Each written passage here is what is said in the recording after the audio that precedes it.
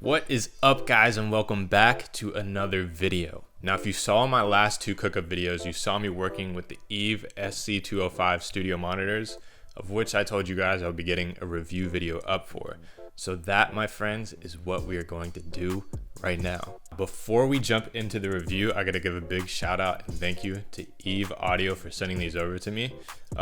Interesting fact is the designer of these speakers was actually the original designer of another highly regarded studio monitor out there on the market. So as you're looking at some of the close-up footage of these, you may see some similarities to something you may have already seen. So let me know in the comments below who you think that is. So thank you to Eve Audio once again. And without further ado, let's jump into the review.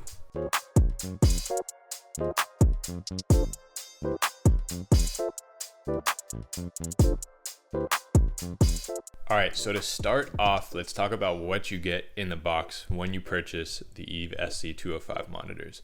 So obviously you'll get the speaker, that's to be expected. You get a regular power cord.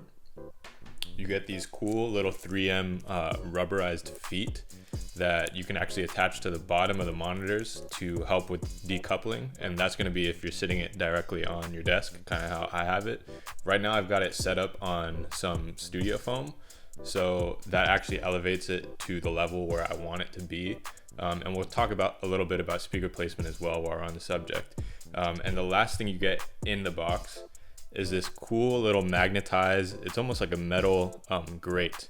And what this is for is it sticks over the tweeter. And that's gonna be like if you're in a high traffic area or you're worried about somebody, possibly damaging or messing with the tweeters, because those are very sensitive. You don't wanna be touching those. So that actually is a magnet that sticks over it and protects it, which is really cool. I thought that was like very thoughtful of them to include and to make. So yeah, that's what you're gonna get in the box. So a bit on speaker placement. You also get a product manual with the speakers, which is actually really explanatory on not only the features, but on speaker placement. So if you do have them on a desk or on speaker stands, anything like that, what you're gonna wanna go for is what's called the stereo triangle. So basically what you can do is get a tape measure or whatever it is you have on hand and measure the distance between the center of both of the cones. And you want to sit basically the same distance that they are from each other. You want to sit that distance from the speakers. But as we look at the back of the speakers and stuff and the different ways you can mount it, we'll get into a couple other options.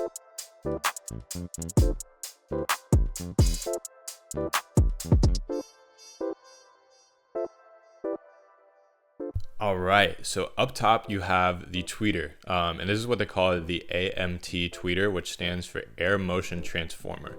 So this is their own design, it's their own technology. It's completely different from what you're probably used to seeing on a lot of studio monitors. And then below that is the 5-inch silver cone woofer. So these are 5-inch speakers, hence the 5 in the SC205 model name.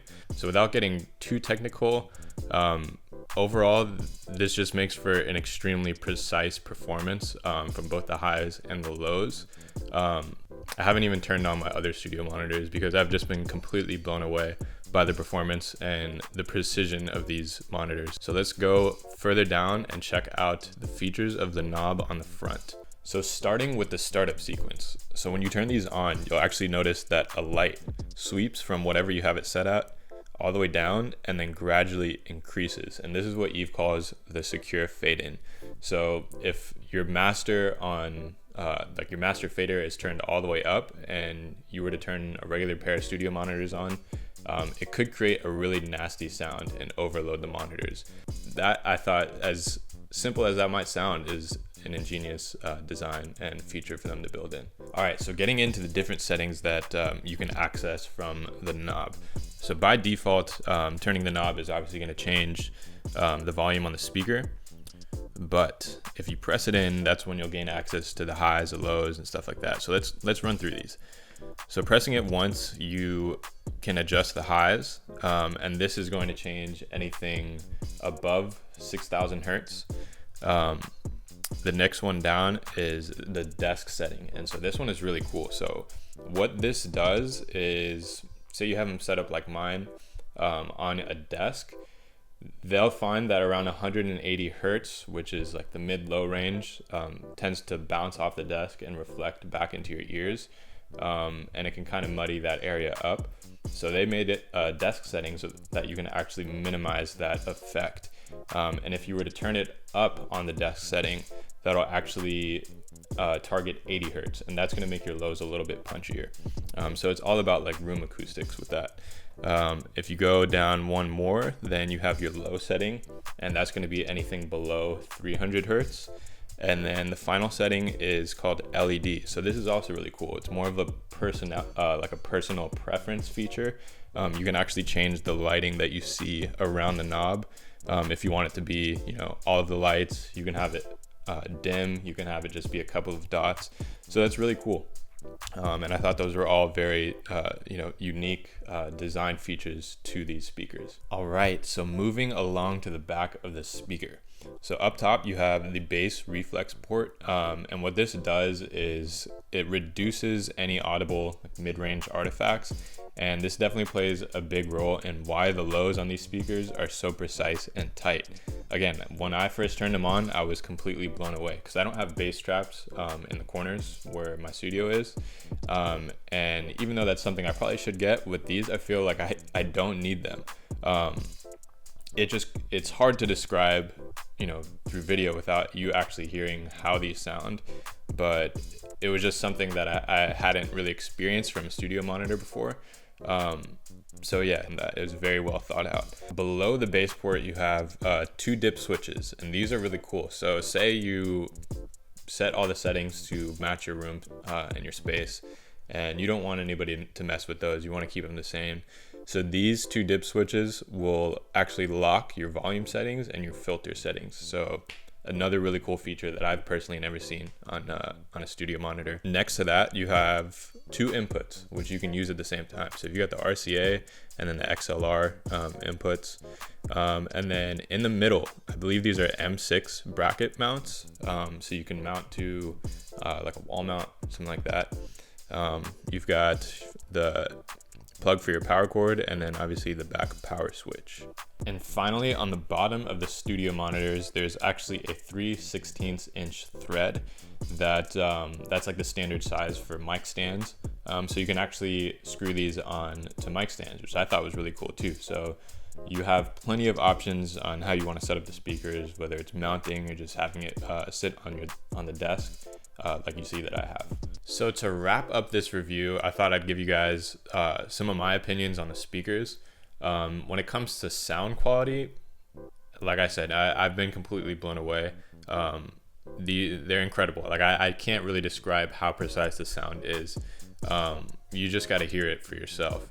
The build quality is extremely solid. The one thing that I think I would probably change, but it's probably personal preference, is the knob on the front. I probably would have made metal. It is plastic, but it doesn't feel loose or cheap in any way. It just, like I said, it's probably personal preference. I think at this level, I just probably would have made that metal. Other than that, I've really enjoyed using these speakers.